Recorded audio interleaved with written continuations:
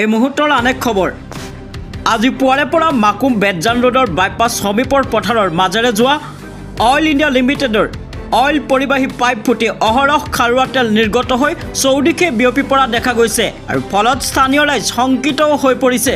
আৰু ইতিমধ্যে উক্ত স্থানত অইল ইণ্ডিয়া কৰ্তৃপক্ষৰ বিষয়া কৰ্মচাৰী উপস্থিত হৈ ফাটি যোৱা পাইপৰ মেৰামতি কৰিছে আৰু পাইপৰ লাইনসমূহ প্ৰায়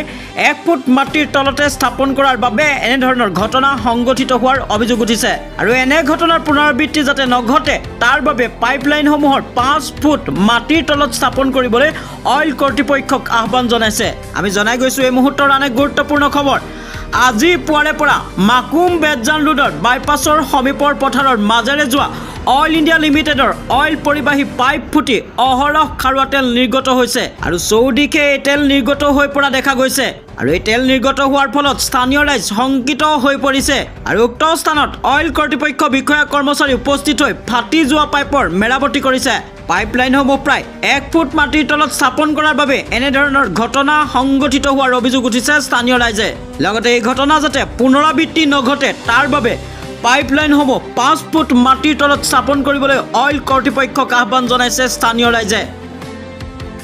ডিগবৈৰ পৰা বিজয় সূত্ৰধৰৰ report, Assam north east news live 24/7।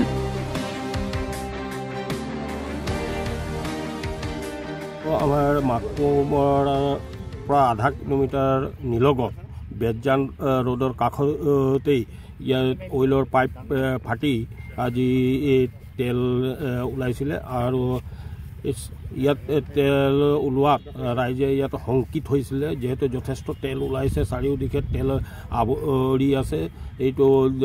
হয়তো চবেই ভয় খাই আছে এইটো অঞ্চলত, ইয়াত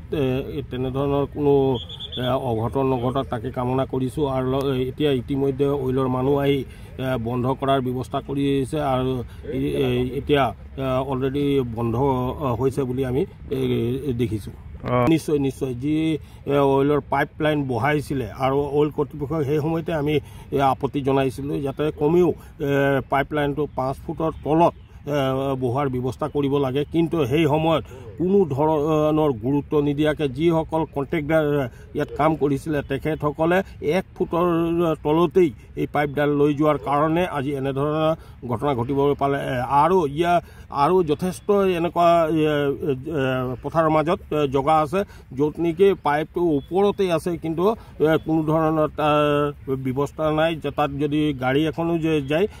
হয়তো ফুটাৰ সম্ভাৱনা থাকিব, তেনেকুৱা এটা অৱস্থা হৈ আছে। তো গতিকে আমি আহ্বান জনাইছোঁ অইল কৰ্তৃপক্ষক যাতে সেই পাইপলাইনবিলাকো পুনৰাবৃত্তি যাতে এনেকুৱা ঘটনা নঘটক তাৰ কাৰণে সেই পাইপলাইনবিলাক চোৱা চিতা কৰি